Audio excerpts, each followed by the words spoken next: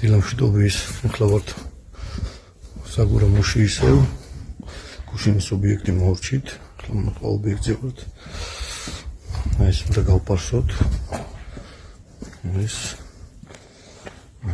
ესენი გაიმარგლება საკუთრებით ბალახები ამოვარდებიდან და რუებიდან ამოვა ეს გაიპარსება გაიწმინდება აქ მხარეც წინა ვართ სახლის წინ ეს ჩვენ დაგებული ბალახია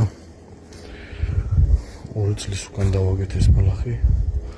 და ლამაზი პატრონი წასული იყო ხო და